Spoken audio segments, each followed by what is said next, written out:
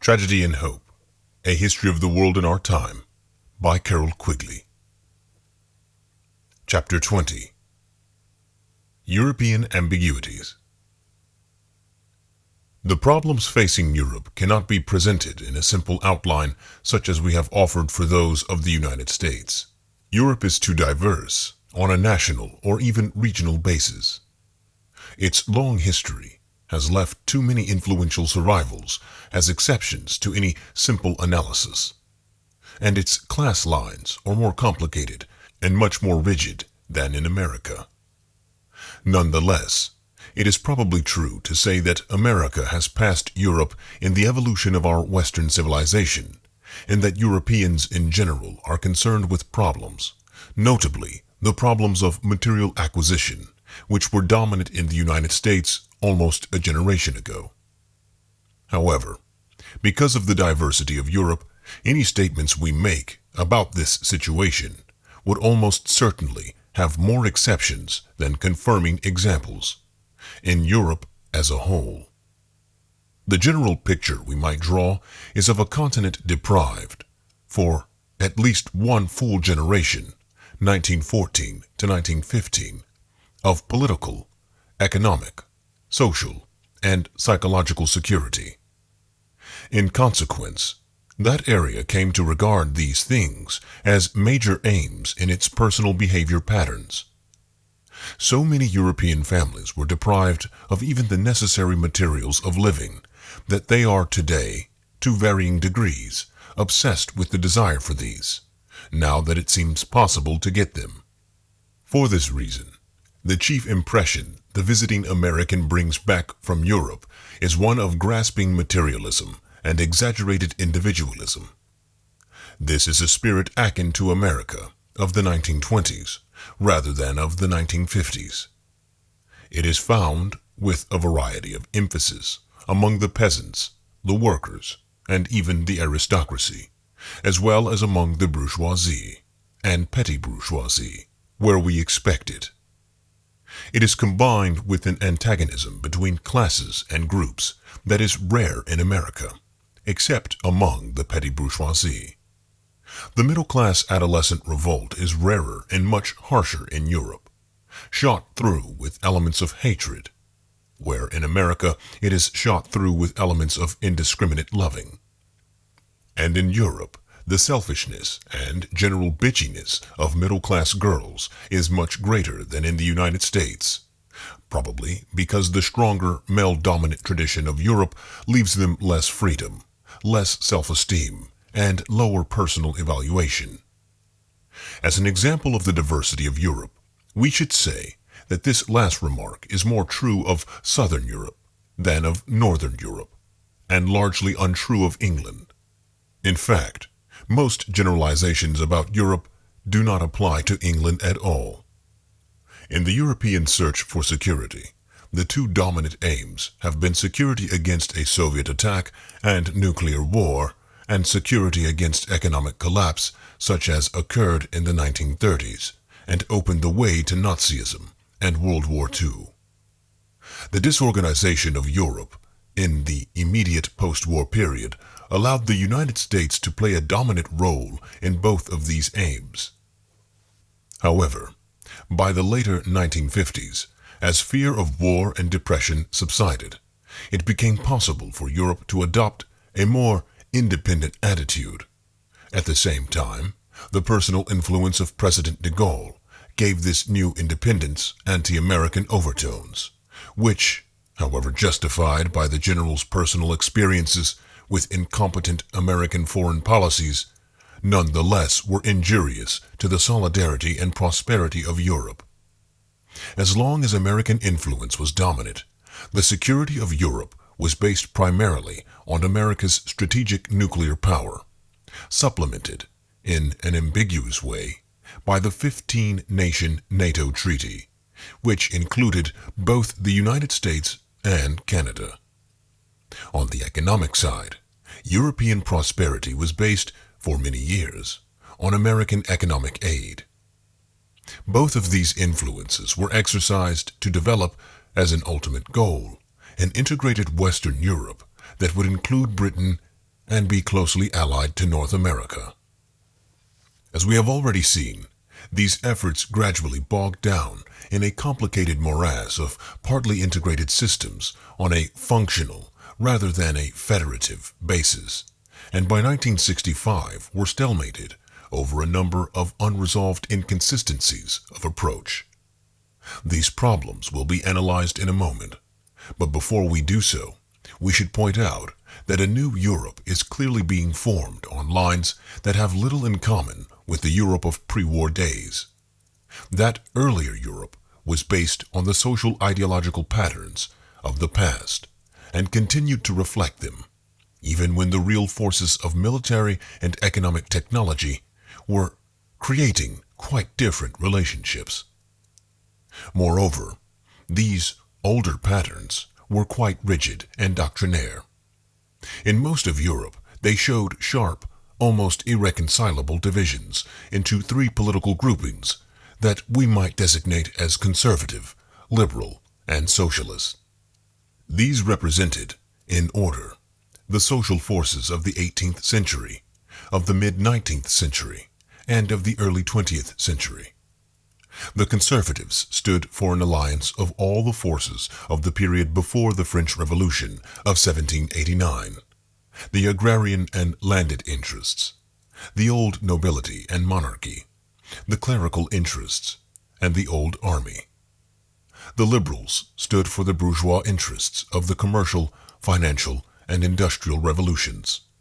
They were concerned with maintaining the dominant position of property, were usually rigid supporters of laissez-faire, were opposed to influence based on birth or land, were opposed to extension of state authority, and were usually anti-clerical and anti-militarist.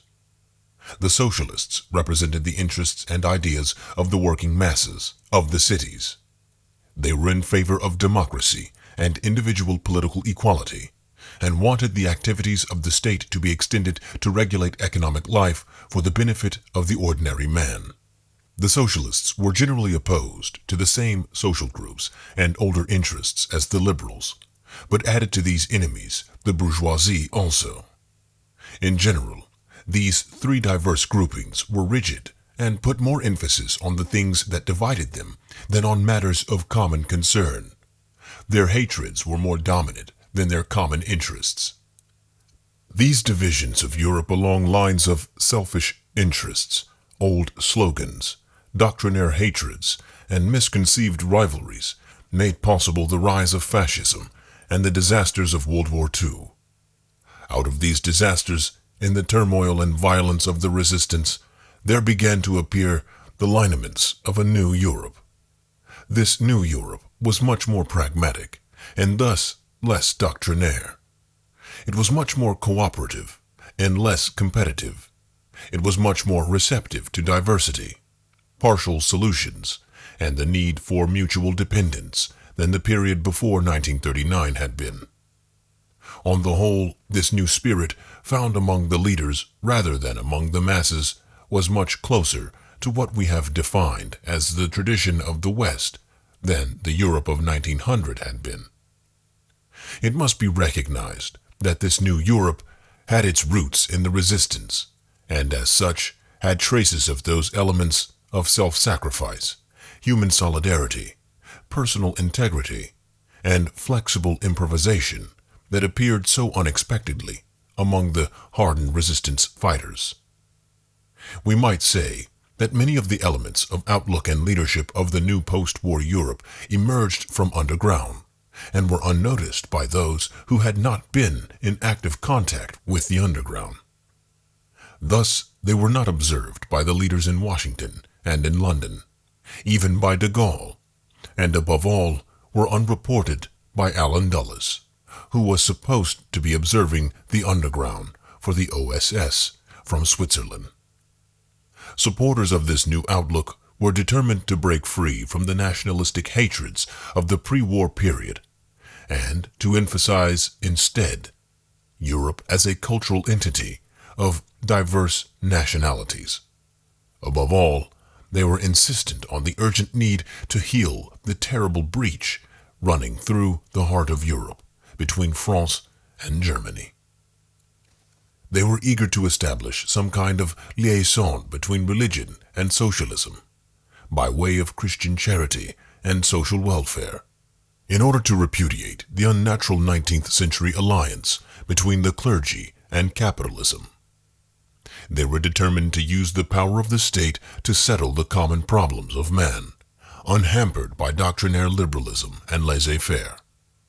And they recognized the joint role of capital and labor in any productive process, although they had no way of measuring or of dividing the rewards of each from that process.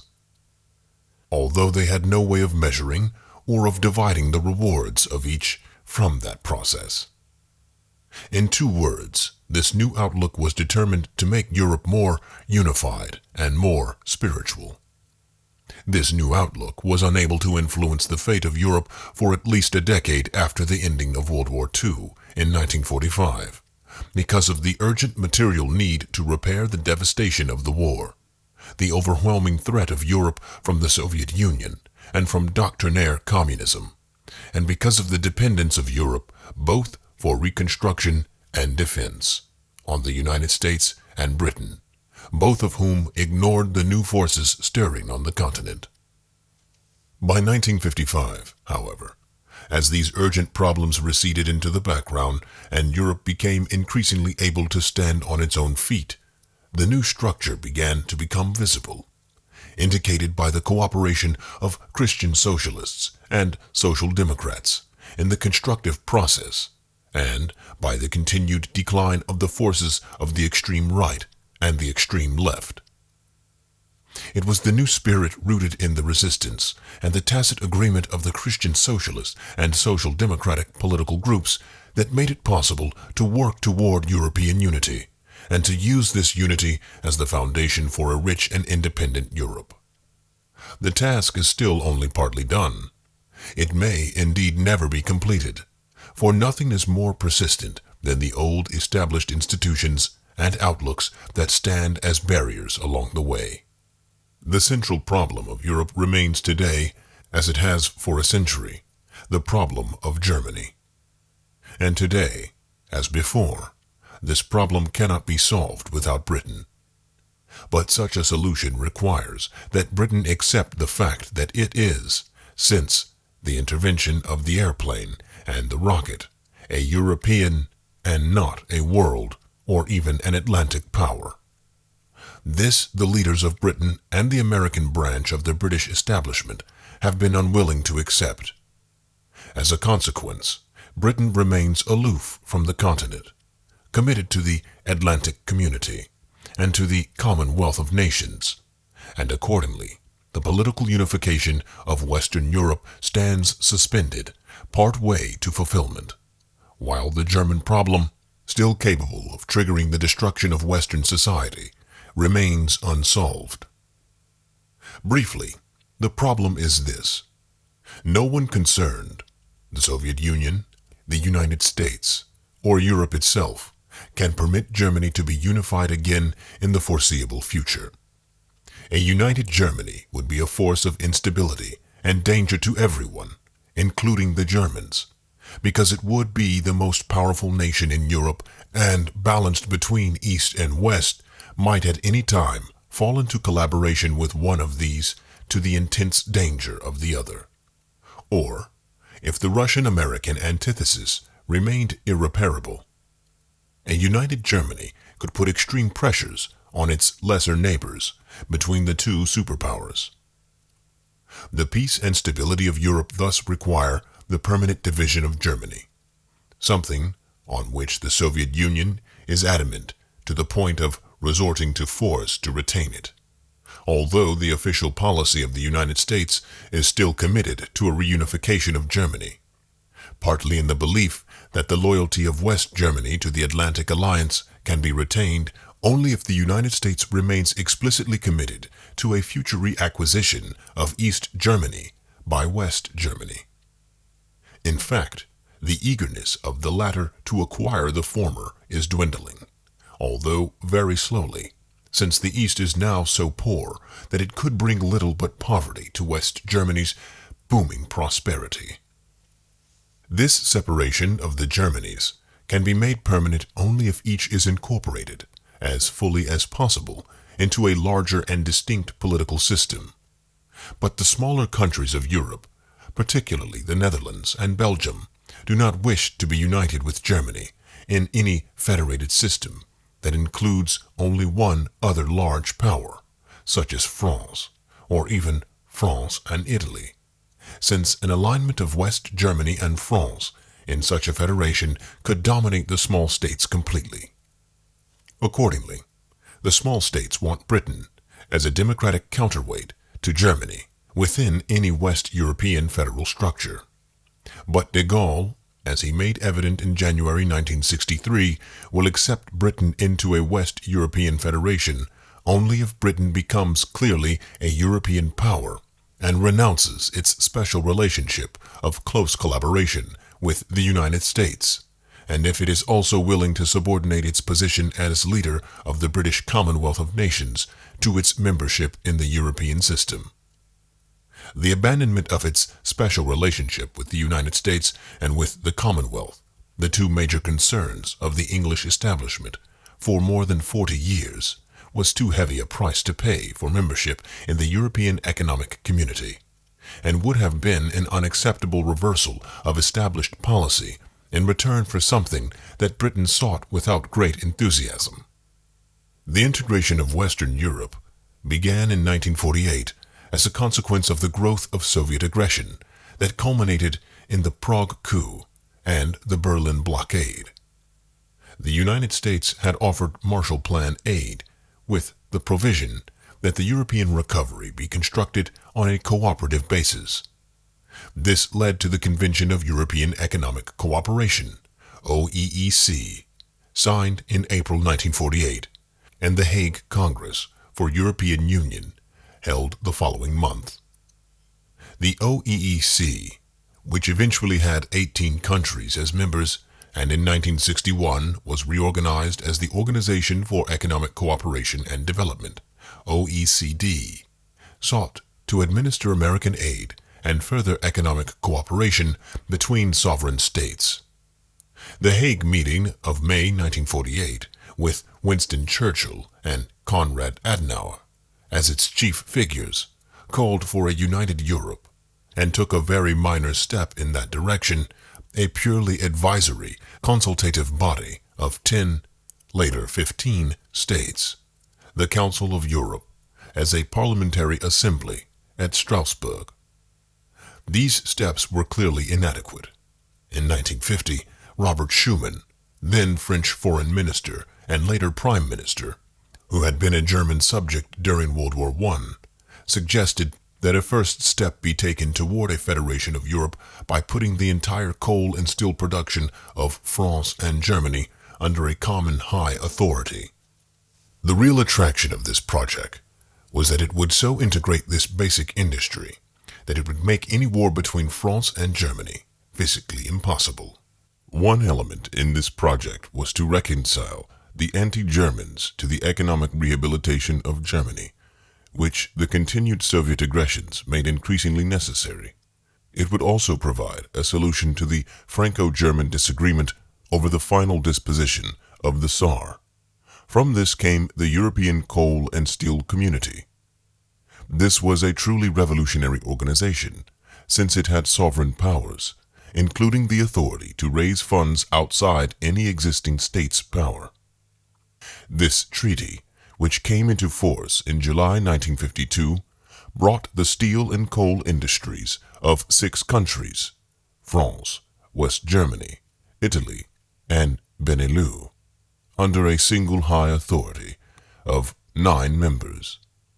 This supranational body had the right to control prices, channel investment, raise funds, allocate coal and steel during shortages, and fix production in times of surplus. Its power to raise funds for its own use by taxing each ton produced made it independent of governments.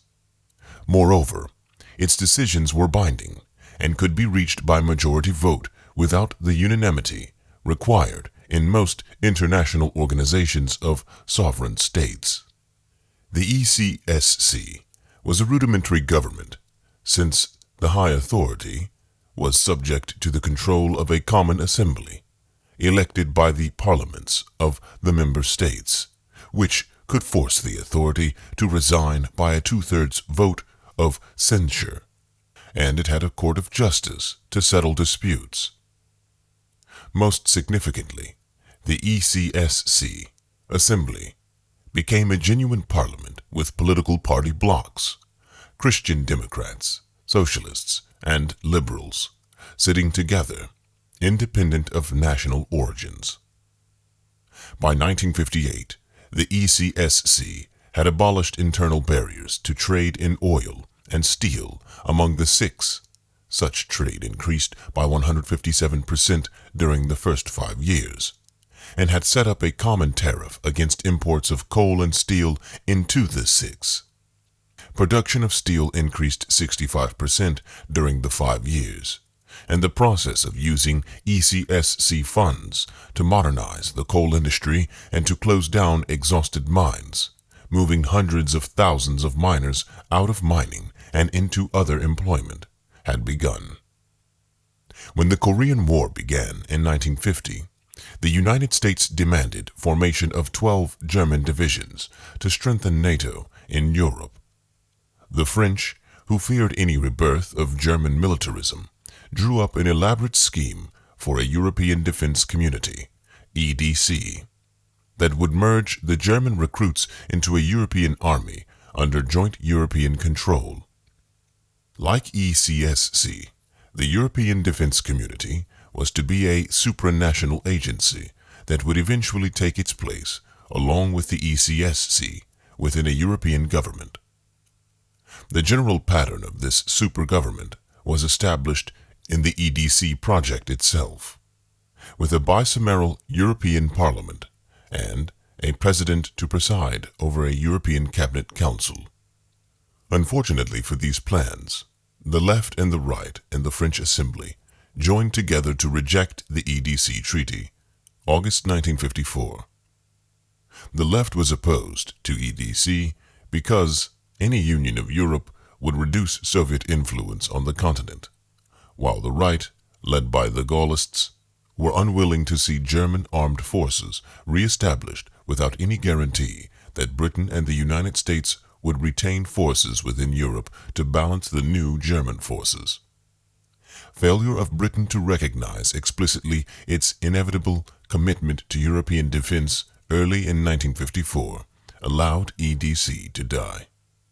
A symbolic but ineffectual step was made to calm these French fears in September 1954, when Sir Anthony Eden instigated a Western European Union, WEU, of 7 states, the 6 plus Britain, as a consultative group to oversee German rearmament. As part of this agreement, the British promised to keep 4 divisions in Europe until the year 2000, if necessary, but within 3 years, one of these divisions was pulled out, and the other 3 fell substantially below full strength. As a result of this agreement, and a number of other factors, including recognition that the rearmament of Germany was inevitable, the French Assembly in December 1954 ratified the Paris Treaties that legalized the changes in Germany's status that France most feared. Western Germany regained its sovereign independence, obtained the right to have a national army, although without nuclear weapons, and became an equal member of NATO. Having thus accepted much of what they did not want, an armed and sovereign Germany, it became clear to many Frenchmen that they must make a strenuous effort to get some of the things they did want, chiefly the merging of Germany into a West European system that would prevent the new German power from being used in a nationalistic aggression. Accordingly, the 6 met again at Messina in June 1955. There they decided that the next step toward West European integration must be economic rather than political. From this flowed the Rome Treaty of March 1957, which established the European Economic Community. better known as the Common Market, as well as the European Atomic Community, for joint exploitation of nuclear energy for peaceful purposes, Euratom. Both agreements went into effect at the beginning of 1958. The Eec Treaty, with 572 articles over almost 400 pages, like the treaties establishing ECSC and Euratom, looked forward to eventual political union in Europe and sought economic integration as an essential step on the way.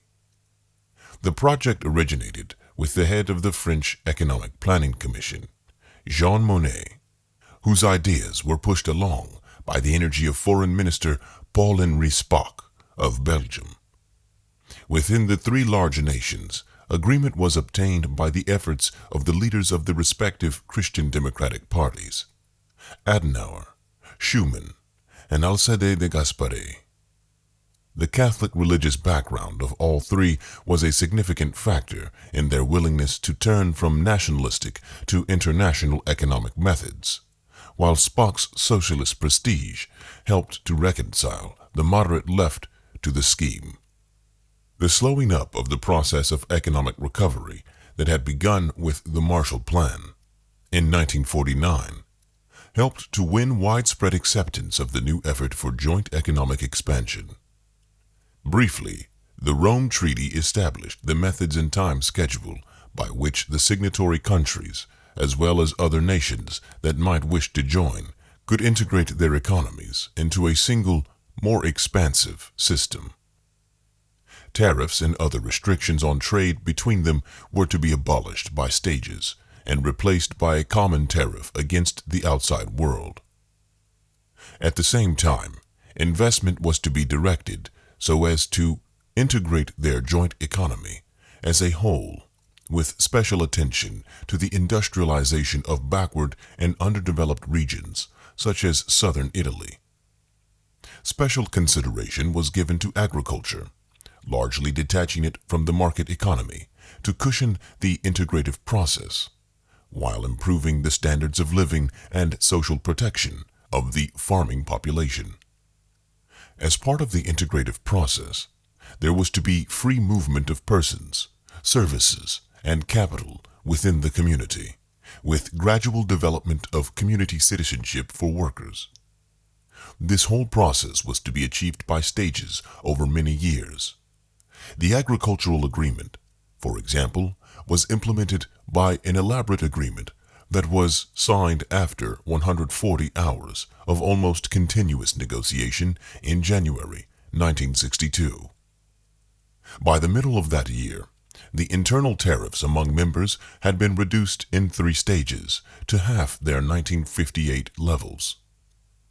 The institutional organization for carrying on this process was similar to that set up for the ECSC and the abortive EDC, a European Parliamentary Assembly of supranational party blocs of Christian Democrats, Socialists, and Liberals, sitting and voting together, irrespective of national origins. A council of ministers representing the member governments directly. An executive high commission of 9 that is enjoined by law to exercise their functions in complete independence of their national governments. A court of justice with powers to interpret the treaty and settle disputes. 2 advisory groups, the Monetary Committee and the Social and Economic Committee. A European Investment Bank to channel funds for integrative and development purposes within the community. The Overseas Development Fund to do the same for former colonial territories now associated indirectly with the FCC, a European Social Fund for industrial retraining and unemployment compensation. And finally, the 2 associated communities, ECSC and Euratom. These last 2 were integrated with ECC from the fact that the Parliamentary Assembly, the Court of Justice, and the Council of Ministers are shared by all 3 communities. These organizations have some of the aspects of sovereignty from the fact that their decisions do not have to be unanimous, are binding on states and on citizens who have not agreed to them, and can be financed by funds that may be levied without current consent from the persons being taxed. On the whole, the supranational aspects of these institutions will be strengthened in the future from provisions in the treaties themselves. All this is very relevant to the remarks in the last chapter on the disintegration of the modern unified sovereign state and the redistribution of its powers to multi-level hierarchical structures remotely resembling the structure of the Holy Roman Empire in the late medieval period. The impact of these tentative steps toward an integrative Europe has been spectacular, especially in the economic sphere. In general, the economic expansion of Western Europe, especially its industrial expansion, has been at rates far higher than those of communist-dominated Eastern Europe, with the EEC rates higher than those of non-EEC Western European countries, and considerably higher than those of either Britain or the United States. By 1960, the 300 million people of Western Europe had per capita incomes over a third higher than the 260 million persons in the same area had in 1938 to 1939. Industrial production was more than doubled over the same time span, while agricultural production was a third larger with a smaller working force. This optimistic picture was even brighter for the six of the EEC, whose general economic growth rate was considerably over 6% a year during the 1950s. This was more than double the rate of growth in the United States, which was not much different from that in Britain. If these rates are maintained, it has been estimated that the income per head in the EEC would increase from about a third of the income per head in the United States in 1960 to more than half the United States income per head in 1970. The reasons for this relative boom in the EEC and in Western Europe generally, in comparison with the slower economic dynamics of the English-speaking countries, are of some importance. It does not seem to rest, as might appear at first glance, on a contrast between directed planning and laissez-faire, because within the EEC, the French economy is fairly rigorously planned, and the West German economy is surprisingly free. Yet both have been misleading and have arisen very largely from artificially low wage levels and thus low costs of production, especially on articles from export into the international competitive market, such as Volkswagens. These low labor costs arose from the large number of East European refugees seeking work in Germany, a condition that will be of decreasing importance in the future. The conditions of economic growth in the EEC has been based on steady demand, high rates of investment, and liberal fiscal and financial policies. In 1961, for example, the rate of net investment in Britain was about 9% compared to the West German rate of about 17%. The high demand that spurred on this process arose from fiscal policies, but also from the large new market of about 100 million persons provided in EEC. In Britain and in the United States, with Canada, fiscal policies were much more conservative, with demand somewhat dampened down by efforts to balance budgets, to control inflation, and to influence both adverse balances of international payments and the flow of domestic credit by conservative financial policies, notably high interest rates. Moreover, in both countries, there was a good deal of unproductive expenditure, either in misjudged enterprises and inefficient production, or in defense and other non-productive areas. As a consequence, not only have growth rates been low in the English-speaking countries, but unemployment rates have been high. In 1960, for example, the United States unemployment rate was at 5.4%, and the Canadian 6.9%, while that of France was 1.3%, and of West Germany only 0.9%. This sharp contrast between the prosperity of the EEC and the languishing economy of Britain eventually brought the latter to a recognition of the advantages of membership in the European system. But the decision was too late, based on wrong motives, and was eventually nullified by the imperious de Gaulle, who, like an elephant, never forgets an injury. Governments in London paid lip service to European unity and to British cooperation with it, but whenever an opportunity afforded to take a real step toward European Union, Britain balked. In the immediate post-war period, this reluctance was attributed to the rather provincial and doctrinaire socialist outlook of the British Labour Party. But the situation did not improve when Winston Churchill returned to office in 1951.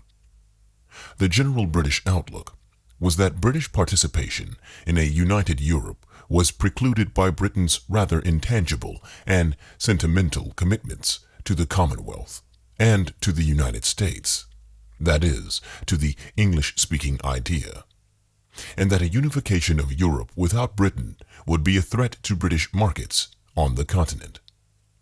This decision by Britain was copied by the Scandinavian and Baltic countries, Denmark and Finland, whose trade alliance with England went back to the creation of the Sterling Bloc in 1932. In a similar way, Britain refused to cooperate in the ECSC, or EDC. This reluctance in London was a great tragedy, excluding Britain from the European growth toward economic prosperity, making it difficult or impossible for the European effort toward integration to make decisions that would have hastened the whole integrative process, and leaving Britain emphasizing Commonwealth and American relationships that were less and less prepared to give due weight to British ideas and power. In a sense, Britain was making commitments to areas that were not prepared to make reciprocal commitments to Britain, and would, if the occasion arose, leave Britain out on a limb. This, indeed, is exactly what happened in October 1956, when the United States threatened to throw its power and prestige against Britain's efforts in the Suez fiasco. And throughout the period, the chief Commonwealth countries, notably South Africa and Canada, made it perfectly clear that they were not willing to make any notable sacrifices for Britain's prosperity, and were reluctant to follow London's lead in many of the world's political issues of the period. In fact, even with Commonwealth preferences and all the intangibles that link the Commonwealth together, Britain's trade and financial links with the Commonwealth are decreasing in importance, and the links of both with outsiders are increasing. For example, Nigeria and Ghana doubled their exports to EEC over the 1955 to 1959 period, while their exports to Britain decreased by 15%. On the whole, in recent years, the countries associated with the Sterling area have found that association one of decreasing satisfaction. This is reflected in matters other than market conditions. Sterling itself has been subject to periodic crises since the war ended. The reason is obvious, for the United Kingdom tries to handle $12.3 billion in imports and $10.9 billion in floating short-term debts on a base of reserves of no more than $3 billion in 1961, while at the same time the EEC, with $16 billion in reserves, had only $2 billion in short-term debts and handled $23.2 billion in imports. As a result of all this, London is decreasingly attractive as a source of investment capital, while the EEC becomes increasingly prominent in that activity. And as a source of development funds for backward areas, the United Kingdom has ceased to be of major significance. In 1960, for example, the United States provided $3,781 million, and EEC provided $2,626 million, compared to the United Kingdom's $857 million, and the rest of the OECD countries' $469 million. In fact, Germany's $616 million was almost comparable to Britain's $857 million, with both far less than France's $1,287 million. Thus, the six provided about a third of the world's financial assistance to underdeveloped countries, while Britain provided only 1/9. Considerations such as these help to indicate that the Commonwealth attachment to the United Kingdom is based rather on the intangibles of traditions and old patterns than on the solid advantages of today's economic and financial situation. The merging of the United Kingdom into the EEC would still give a fair jolt to economic life, both in England and in the Commonwealth, but the slack would be taken up very rapidly. In fact, the rising demand for goods of higher quality in Japan will probably draw much of the export trade of New Zealand and Australia in butter, meat, or even wool from their older English-speaking markets, even without Britain joining the common market. The reluctance of the English leadership to face these changing conditions, like their refusal to face the causes of Britain's economic lassitudes, contributed much to confuse the situation that Europe, and especially EEC, reached by the mid-1960s. In December 1956, in a vain effort to sidetrack European integration, British Foreign Secretary Selwyn Lloyd produced a grand design, a pompous name for an undigested scheme to dump an assortment of European consultative bodies into the common assembly of the coal and steel community. This idea was generally recognized as sabotage and sank without a ripple. The next British effort was for a free trade area. This was a scheme to permit British goods to enter the common market without Britain joining it. This was necessary in British eyes because the joint external tariff of the ECC was to be higher than the tariffs of 4 of the 6 had previously been, and would reduce British sales in those countries. The Free Trade Area Plan was for an all-European free trade zone embracing the 6 along with all those who did not wish to join the EEC. That means that the free trade area would abolish mutual trade barriers, but would not establish a common external tariff. This British suggestion, made in November 1956, was regarded within EEC as another effort at sabotage, or, at best, a typical British attempt to have the advantages of both worlds by combining the abolition of European tariffs on British goods with continued British preference for Commonwealth foodstuffs. The lower prices on the latter, compared to food prices within the 6, would permit Britain to have lower wage costs and thus lower industrial prices, to give British industry a competitive advantage in the unprotected common market. When France, with West German support, broke off the free trade area negotiations in December 1958, the British were left out of the EEC, which began to function in the ruins of the free trade area. Britain reacted by forming the European Free Trade Association, EFTA, of Britain, Sweden, Norway, Denmark, Austria, Switzerland, Portugal, and later, Finland. This EFTA provided for mutual tariff reductions of member states by steps to complete abolition by 1970, but the process added only 38 million persons to the existing British market of 52 million and promised small prospect of any substantial increase in sales because the tariffs of most of these countries were already low on British goods.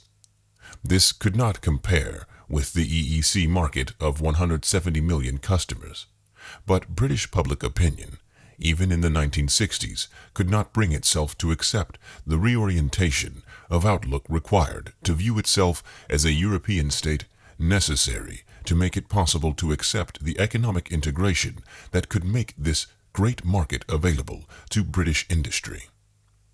For this, the semi-slump of 1960 to 1961 was needed, and only in July 1961 did the British government announce its readiness to start the complex negotiations needed for its joining the common market. By that late date, de Gaulle was well established in power in France and was prepared to impose his own peculiar point of view on the negotiations. The French economic resurgence, which the British so belatedly asked to join, was in no sense a consequence of de Gaulle's policies, nor were they synchronized, except accidentally, with the advent of de Gaulle and his Fifth French Republic on May 13, 1958. The basis for the French economic boom was laid under the Fourth French Republic, and de Gaulle simply profited from it. It might be said that the economic expansion and its continuation after 1958 was based on those factors of the French system, which the new de Gaulle regime left relatively unchanged: an educational structure accessible to anyone willing to work hard at his studies, the high quality of upper-level technical education, and close alliance between the administrative bureaucracy and the industrial system, and the ease with which highly educated technicians can pass from one to the other, by the readiness of the French mind to accept a rational, overall view of life and its problems. This contributed considerably to the success of French economic planning, and by the whole concept of individual opportunity and careers open to talent within a structured social arrangement. All these go back to the Napoleonic period of French history, and were, thus, well adapted to de Gaulle's personal inclinations. The fact that they are all quite alien to the English way of life also helps to explain the relative failure of the British economy in the Plan era. The Fifth Republic was obviously tailored to de Gaulle's personal inclinations, but it was also adapted to the bureaucratic substructure that had continued, as a semi-alien basis, to underlie the French political system in the bourgeois era. Worded in another way, we might say that the shift of the Western world over the last 3 decades from a bourgeois to a technocratic pattern was well adapted to the subterranean bureaucratic basis that had survived in France, more or less unobserved, during the century in which property was obviously triumphant. The bureaucracy of Louis XIV and Napoleon had built up had been directed toward totalitarian power and national glory.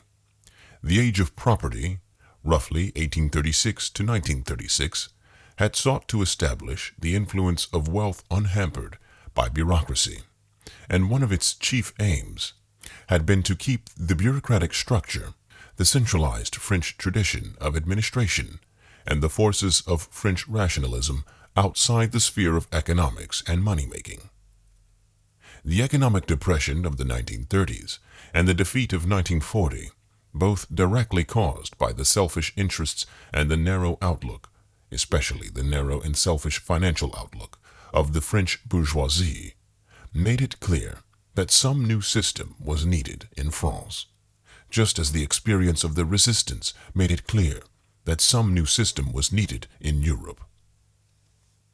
It was, in view of the French rationalist and bureaucratic tradition, almost inevitable that the new domestic system would be a more integrated, more rational, and more bureaucratic one than that of the bourgeois era, although it is not so clear what this new system will establish as its goal.